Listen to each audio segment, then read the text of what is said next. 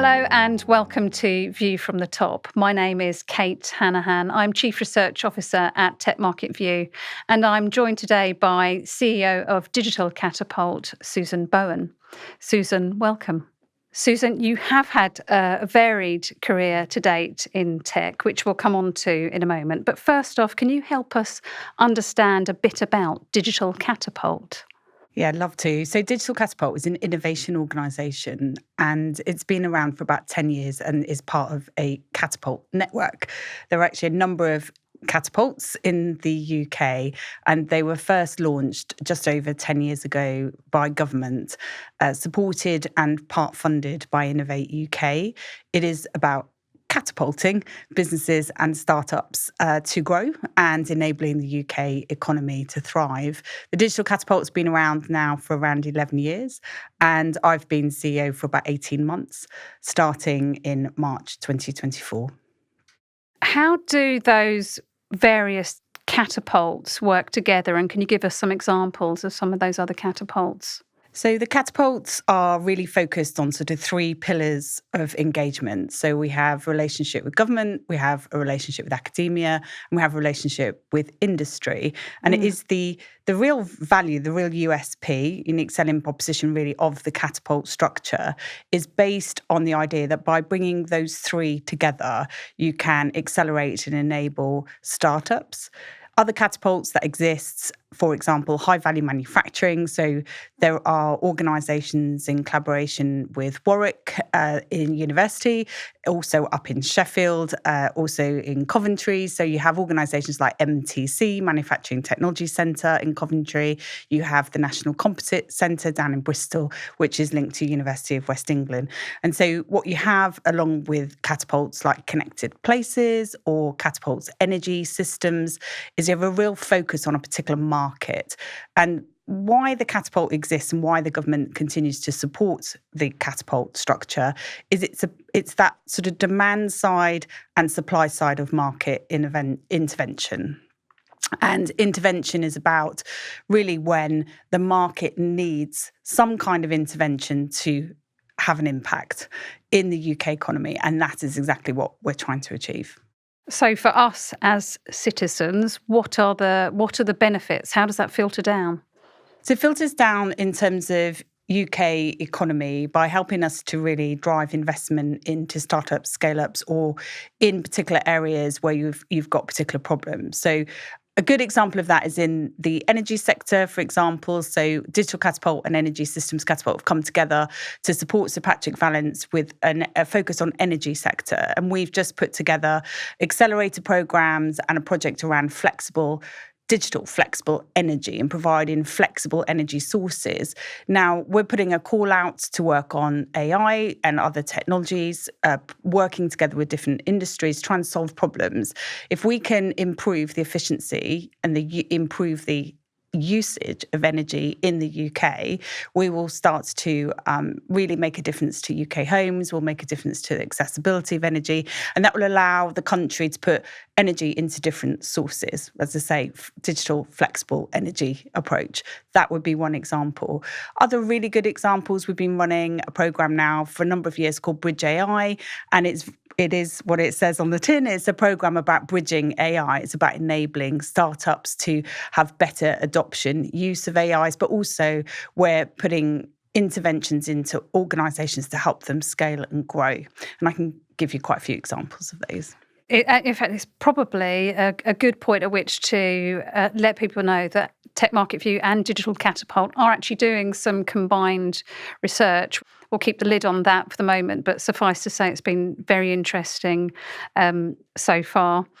We've known each other for many years now, and in a previous life, the various organisations you've worked with beforehand, we've worked together. Most recently as president and CEO at Apton. What is it like making the switch from a commercial organisation where you're living out of the UK, back in the UK now, working for this type of organisation? What is that change like? So I sort of look back on my career, which is more than sort of 25, nearly 30 years now in the industry, and that blows my mind. And I think the last chapter, as it were, the last 8 to 10 years, we're working out in North America. And I focused for 5 years as the CEO of Aptum Technologies, focused on enabling cloud, part of private equity, working with amazing growth organisations like Digital Bridge that are investing in a large number of organisations that we know in and around the globe, really. And I think for me, it was about, firstly, I wanted to come back to the UK, but I wanted to put all of my life lessons in industry, whether it was Hewlett-Packard and HP for 16 and a half years, which I effectively grew up my career. I grew up in Hewlett-Packard. We were there. I was there until sort of 1999 when we carved out and formed Hewlett-Packard Enterprise from the legacy HP. So it's a tremendous opportunity. I then went out to North America, working with telecommunications company Cogeco, which is at the time the 8th largest telecommunications company in the globe. And we spun out Aptum Technologies for 720 million, which was an amazing experience. And I wanted to put all of that together and have an opportunity to come back to the UK and actually have an impact in the UK. So when Digital Catapult CEO came up as a potential opportunity, I was really excited about how I could bring my commercial experience to the Digital Catapult. And actually why commercial is really important is also at a really exciting time in UK politics, because irrespective of your political ambitions or interests, we have some really compelling needs for the UK government to intervene in enabling growth in the UK. And the Catapult network is really very much there to do that. And so I think what benefits me is coming from a commercial background, having the opportunity to apply that back into a government policy where a government is really interested in industrial strategy, a very modern day industrial strategy. I think it's actually a very exciting time to be in public sector, but it's transformational. And I think it has taken some adjusting. So it's fair to say that, you have different styles and different approaches. Yes. And I don't think when I signed up for this, I expected an election to be quite so quick. It was within a couple of months. And when I was appointed and hired into Digital Catapult, Jürgen Muir, who was our chief exec, our chairman then actually, who's now subsequently moved on to GB Energy, and an amazing idea that has been born from this government, Jürgen asked me to come in and be a transformational leader. And I think that's really where my skills sit, is about joining the dots between where a company is today and where it needs to get to. And the Digital Catapult, like all the catapults, have needed to adjust to focus on what is this modern day industrial strategy. So you came on board about 18 months ago now, I think. What were you immediately tasked with doing? And then, what are your key objectives now, now that you've been in a seat for 18 months or so? So first objective really was to help reposition our identity and really focus on our strategy. So being much more focused. I think one of the challenges with the word digital and a catapult that could work in all aspects of digital is that you have too much breadth in what you're trying to achieve, and you end up chasing lots and lots of interventions. And the problem with doing that, of course, is you spread yourself too thinly. And I think what we were tasked with, what I've come in to do, is say, actually, let's narrow the focus of the Digital Catapult. Let's focus on our key missions, and missions being quite a popular phrase these days. But when you look at focusing the organisation, what you need to think about is actually how do you become more narrow in terms of the industries that you're chasing. And I will give you an example of those. So digital infrastructure and energy are two of the sectors that we're chasing, but also creative industries, which is a really interesting part of the UK dynamic. If we look across those sectors and we then think about how can we enable those, Digital Catapult's really about three missions. One is about enabling the scale-up of deep tech companies. The second is digital supply chain, and those supply chains that need to happen in the digital space that need to become much more resilient. And then the third is about data-driven network development.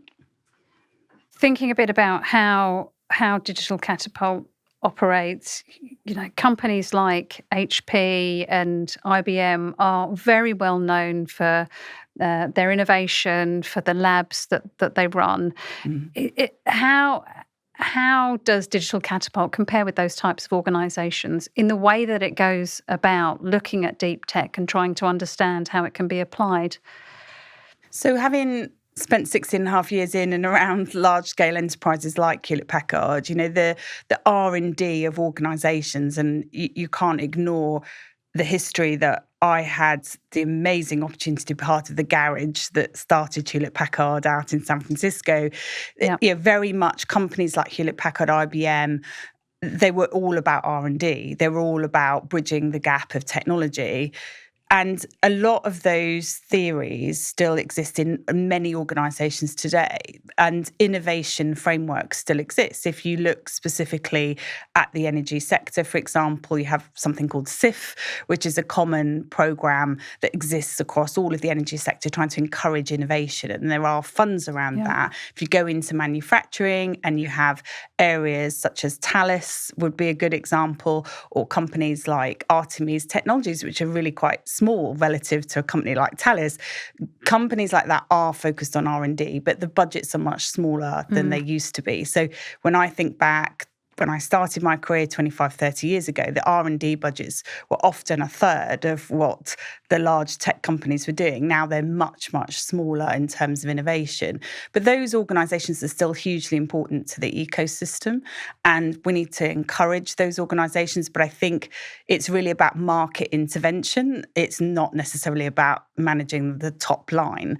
And so the big difference between a Catapult in trying to drive and incubate and seed innovation is that we're not focused on the top line of our company. We're focused on the intervention that is needed in the market that will impact and grow the commercial sector.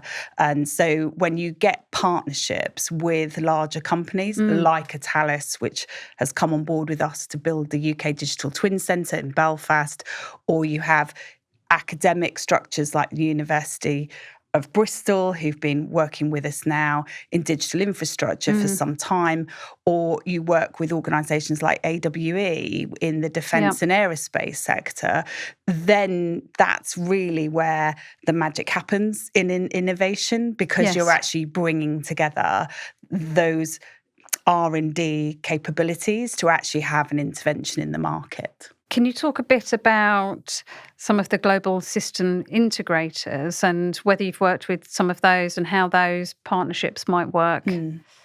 So some of the global system integrators, I think, are less visible at the moment in terms of traditional R&D. So when you think about innovation, they're much more involved in what I call innovation workflows or innovation practices.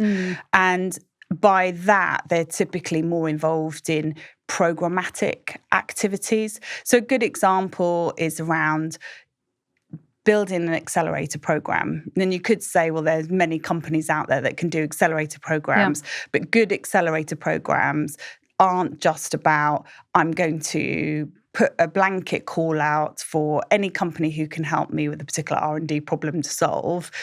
What you're doing with a good accelerator program is you have sponsorship from industry like a systems integrator who will then take and support and enable those company ideas and take them forward. So some of the really good companies out there like Accenture, like Deloitte, they are very active in the accelerator innovation program scene. And they're not just calling for companies to come forward and be part of solving the problem. They're actually then enabling those companies to grow and go forward. And so Catapult, whether it's digital, whether it's high-value manufacturing or connected places, we're actually there to convene.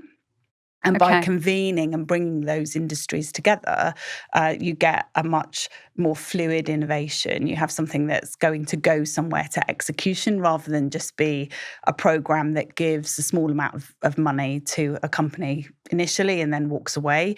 True scale up is when you actually go on the journey with the company.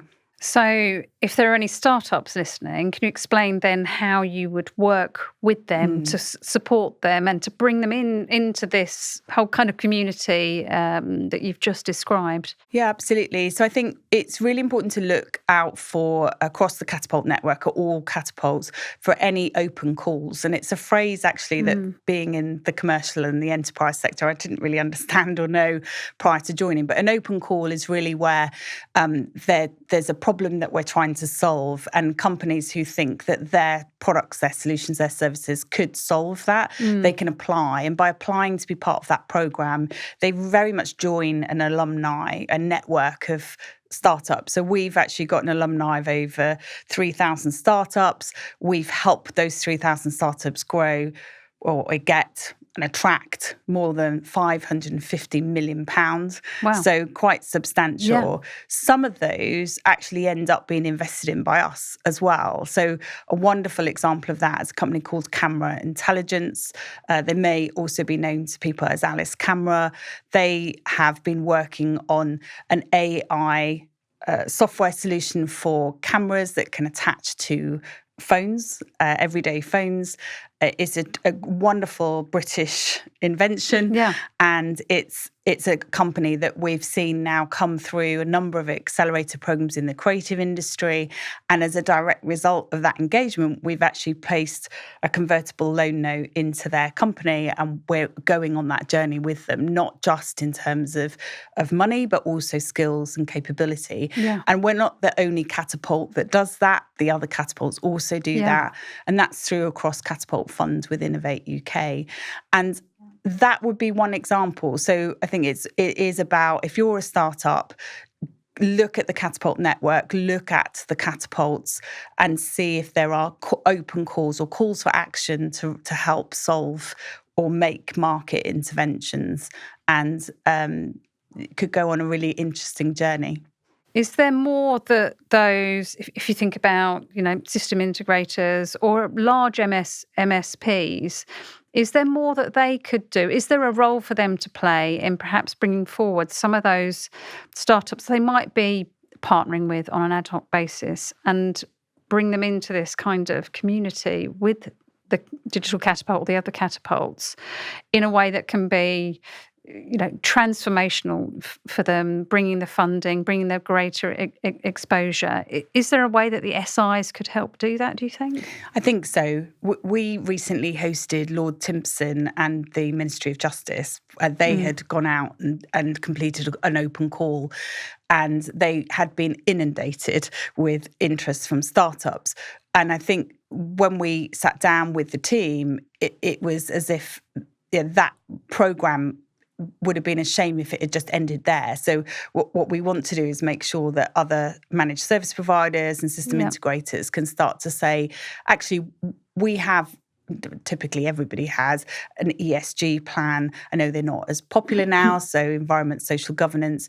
What if you look at those programs in a different way and say, actually, I'm not going to have an R&D centre because I'm a services-based company, but what I could do is I could build an innovation hub, and I could put that innovation hub into an accelerator program or work with the Catapult structure to see if the network of clients and services that are sitting on the managed service providers platform or working closely with that system integrator, could you enable those companies to scale and grow? Because actually, if you did, then you'd be helping your company to grow as well. And that can only be good for everybody. Do you take any kind of stake in the startup when you bring forward the funding? And is that funding from Innovate UK, or is that you locating the funding from another potential investor? So it's actually all three can happen in the ecosystem of investment, and Digital Catapult's not unique in this. So in some cases, we have created programs where funding has gone directly from the partner directly into the company. Some good examples of that, we've been running an accelerator program called Black Founders now for a couple of years, because you have minority groups that find it really hard to get access to funding. And so in collaboration with Sony Industries and also Channel 4, we've been running a Black Founders Programme, which has allowed those companies who come through that programme to get better access to investment. So in that situation, that's where we're convening, and those companies are getting direct access both from industry or from investors, and we have an investor community. The second is, yes, we might provide an element of a fund. So the UK Digital Twin programme that we're running out of Belfast, that has, through Innovate, an actual fund which companies can apply for and get a percentage. And then there is other investment which we can either come through the Cross Catapult fund with Innovate UK or directly off our balance sheet. So although we're not for profit, where we can and grow our own commercial business, we do. So we will sell our services. We have 300 people now in the company. Sometimes we'll have innovation solutions that can be sold into industry. And if we can do that, then we'll generate income from those, and that income we can then reinvest either into growing the Digital Catapult to do more, or into companies that we see value in. And those convertible loan notes can either end up being an equity stake, or they can end up being a profit share at the end. So multiple ways that a company could benefit from working with us. Yeah, excellent. How would you describe the state of tech innovation in the UK right now? It's a really good question, and I think it's really unbalanced. So I think it's thriving in some areas and not in others.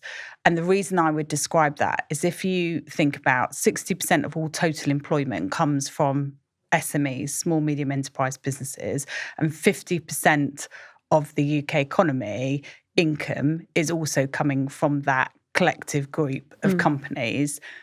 They are strapped for growth. So that they can't, so they're surviving, but they're unable to find that sort of extra income to put into that technology innovation. So when we talk about is technology innovation thriving, it is in part, but the adoption of that technology innovation is actually really uneven in the way it's been distributed. And some of that's because of the ability to adopt new technologies responsibly and ethically, and it's holding us back as citizens because we're slightly skeptical and perhaps a little bit scared about some of the options for technology. And then the third one is people's time and ability. And as a Digital Catapult, we're challenging ourselves to use it and adopt technologies ourselves, but we're finding it hard to find the time to do it. So very much within our own company, we're trying to constantly do that. We're actually partnering with the National Innovation Centre for Data based in Newcastle. So an organisation called NICD. It was founded in 2017. And in October, we will be launching an adoption paper in collaboration with the National Centre for Data. They've completed now over 150 projects with SMEs and startups to look at how they can use AI and adopt AI.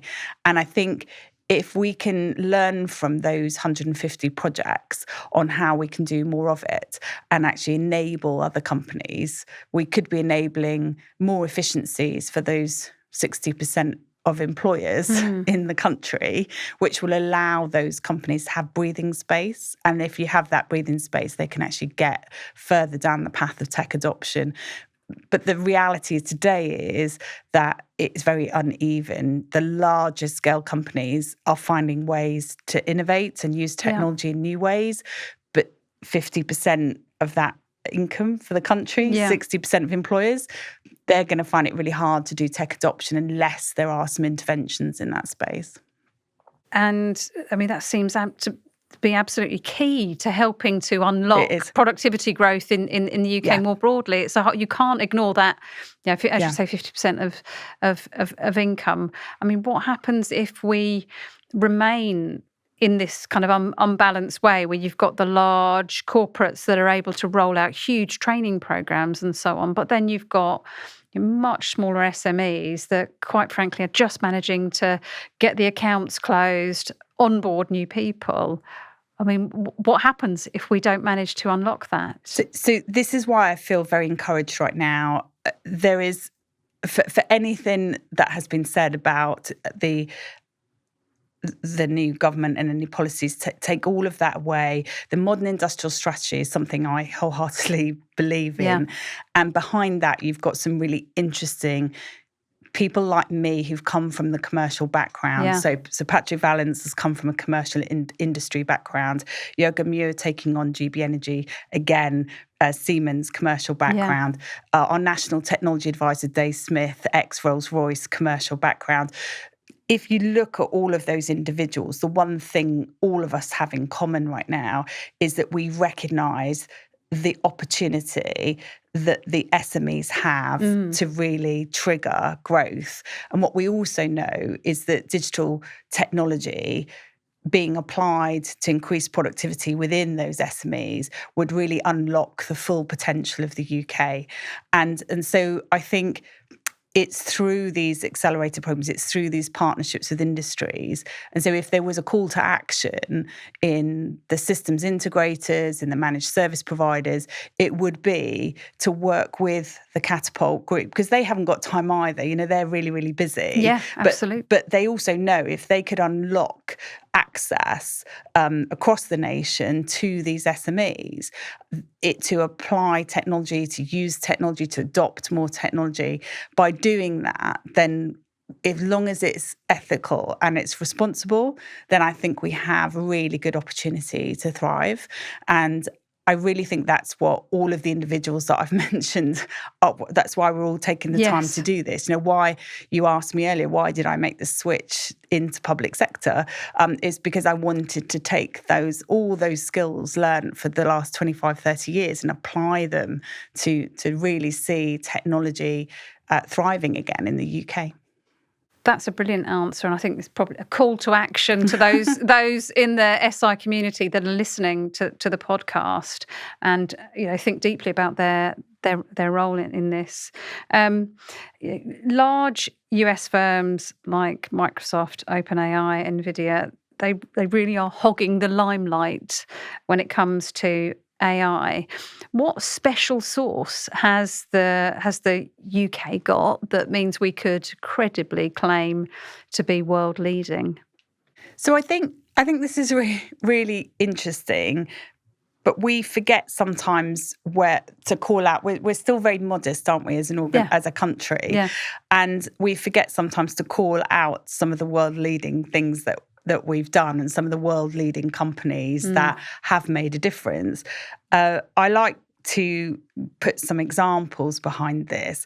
So when you think about the creative industries today, it has, I think, something around 42% of all outgoing income export for the UK is in the creative industry sector, which is a massive opportunity. That means that we're leading in aspects of the creative industry.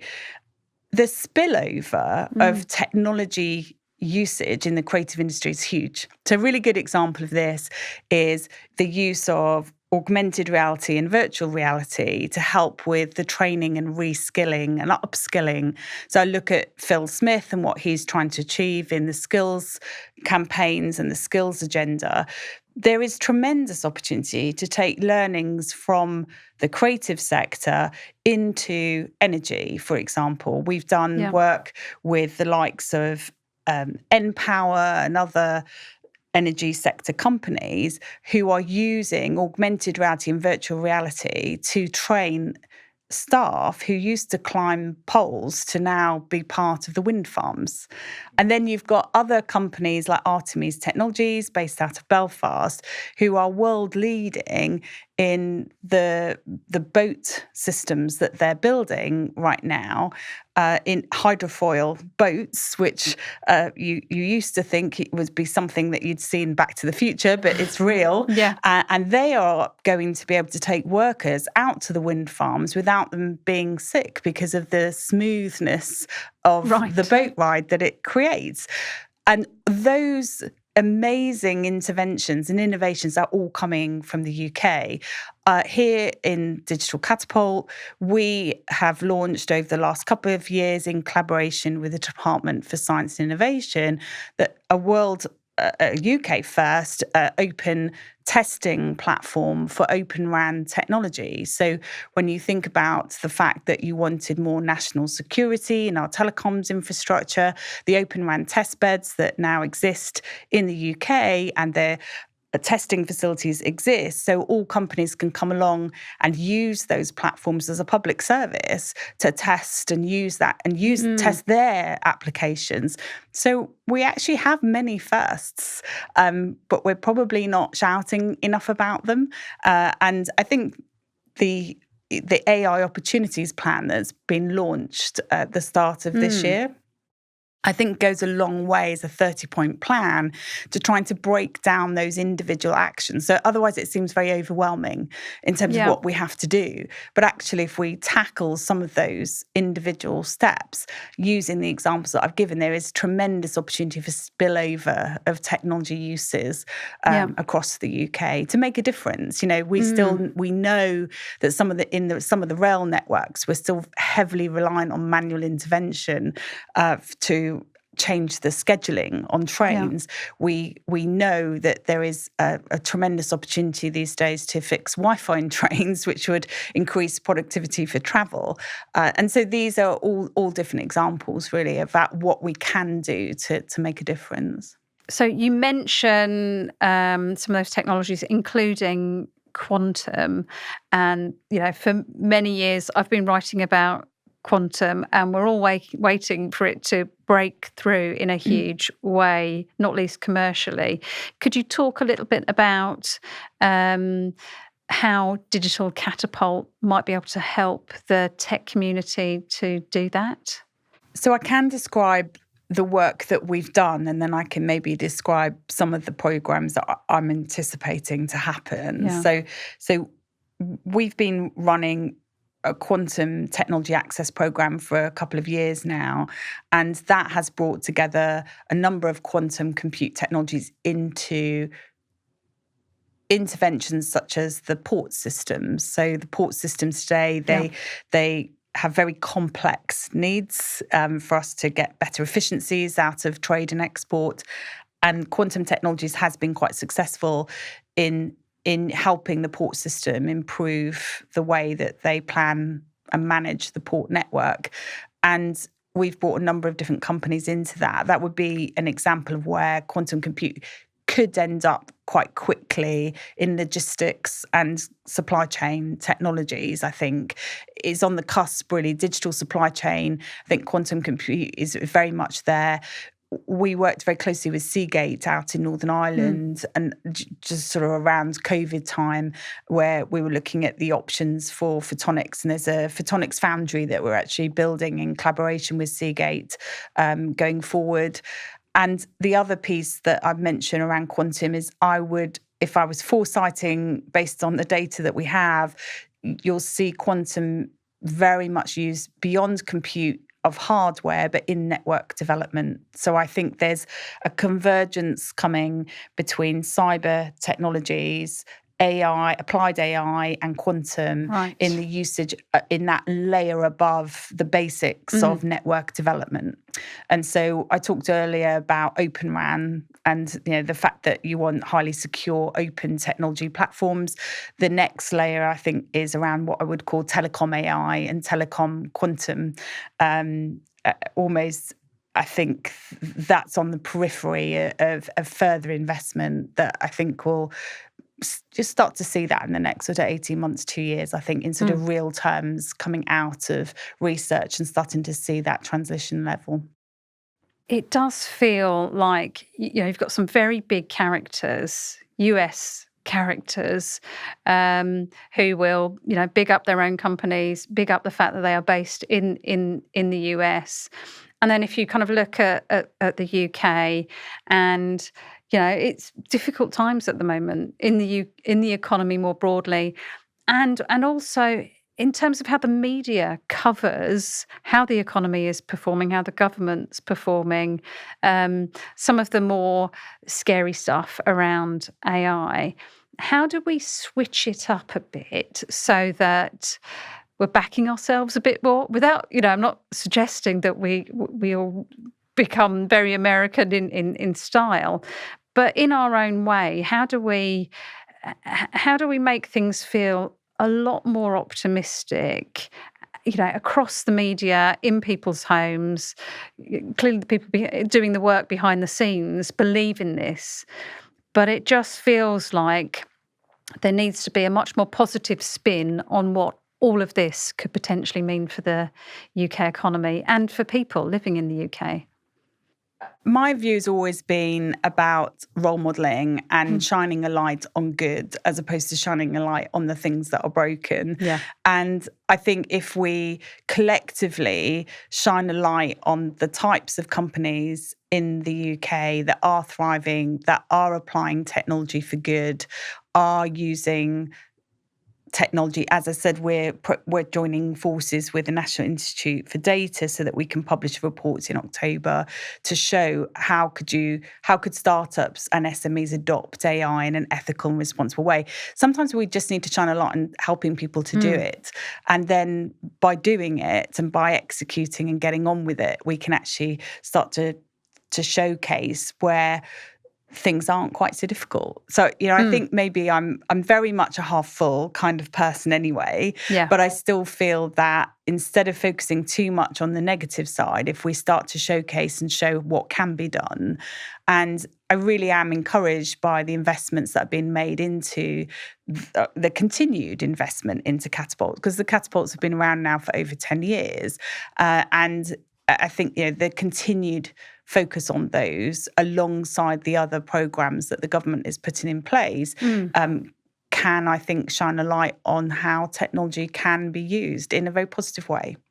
Do you think that UK universities and colleges are producing the right talent or enough of the right talent to help ensure that the UK can continue driving forward in those deep tech areas that you've spoken about? I think the academic infrastructure is really under a lot of pressure and a lot of strain right now, as is the entire education system. I think there's two ways that certainly we're working across the education structure.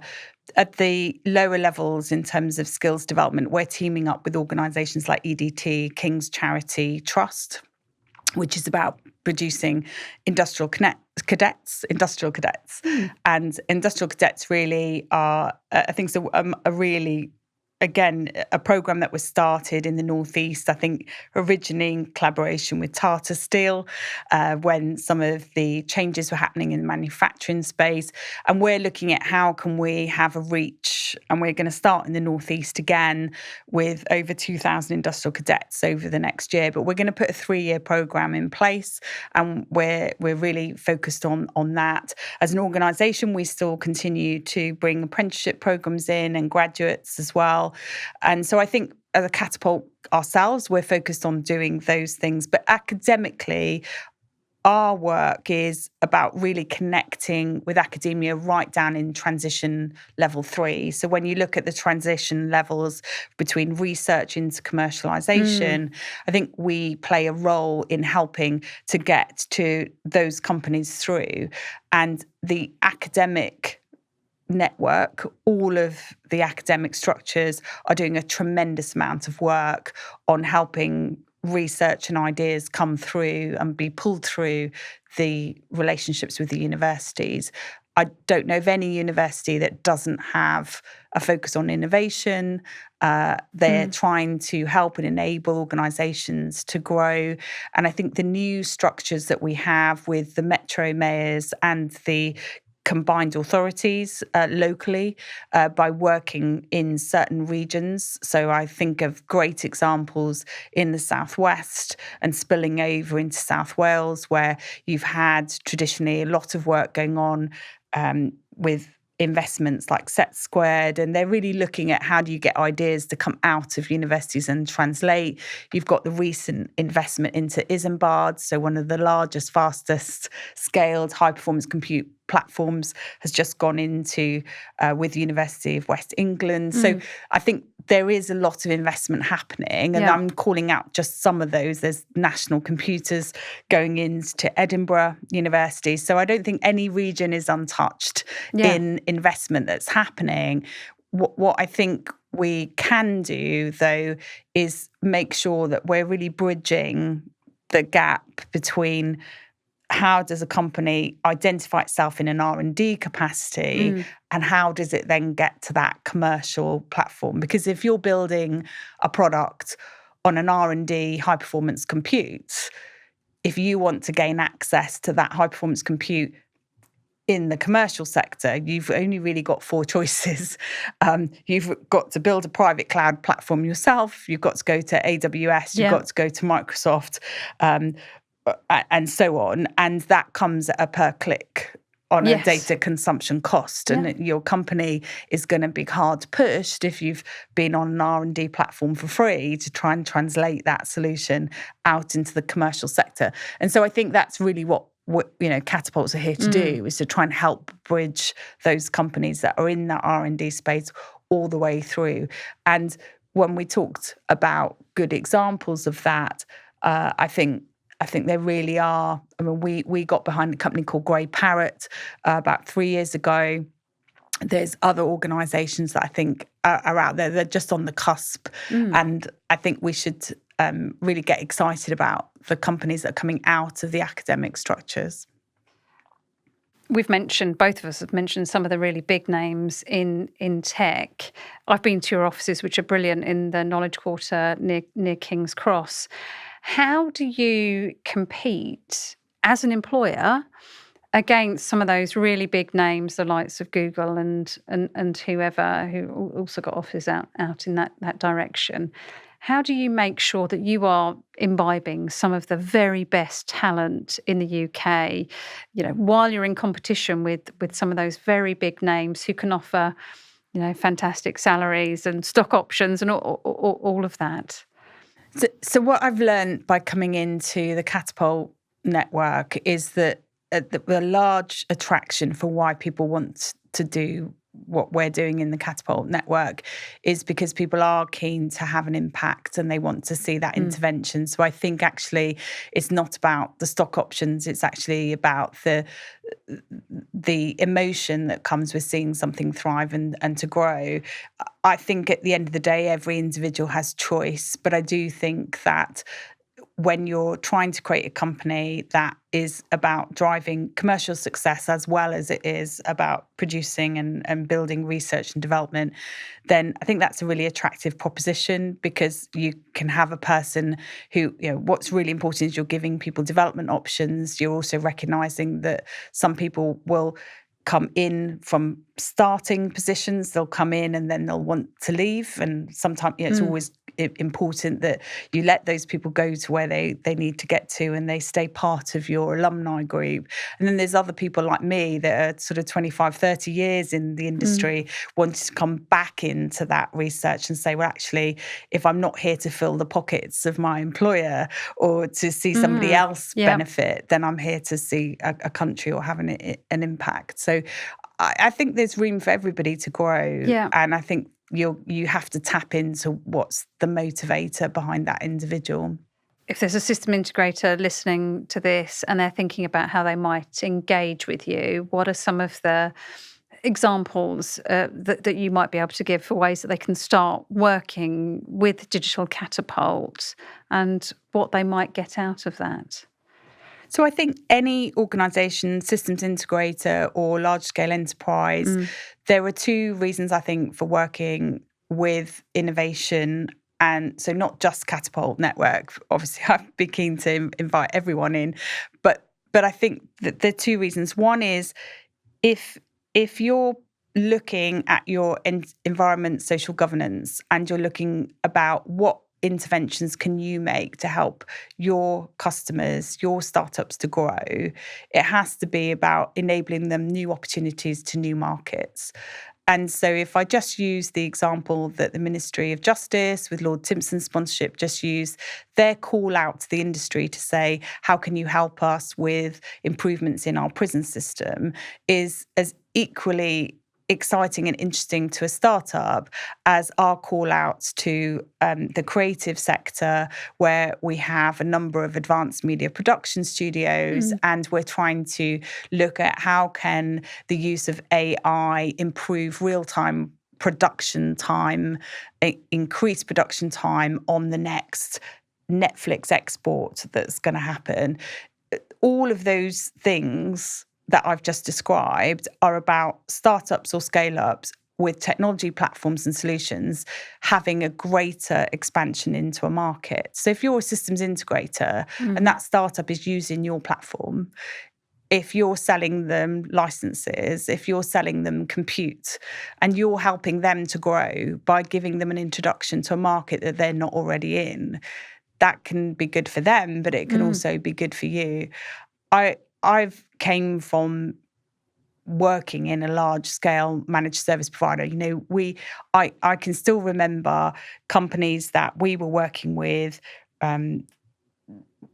There's legacy when YouTube was first happening. It's showing my age now, but when you rack and stack the first compute for the likes of a Shazam, wonderful. Yeah. I think Andrew Griffiths, one of the co-founders of Shazam, a UK export, went on to be now part of Apple. But when I was working closely with Shazam 10 years ago, we were racking and stacking the first K80s NVIDIA devices to help them to get the large-scale compute and putting satellite dishes out in Atlanta over the stadium to help with the Super Bowl and allow their compute power to go up and come down. As platforms, as managed service providers now, you're providing licensing and scale to companies like Shazam. And as they're growing, or The Trade Desk was another company, which is a US-based company that we were actively helping to come in to compete with Google. I think about those companies that we helped with. And when I was at Hewlett-Packard, I went to ARM Technologies when it was just starting out and helping them with a mission-critical support contract. So those companies have gone on to much bigger and better things.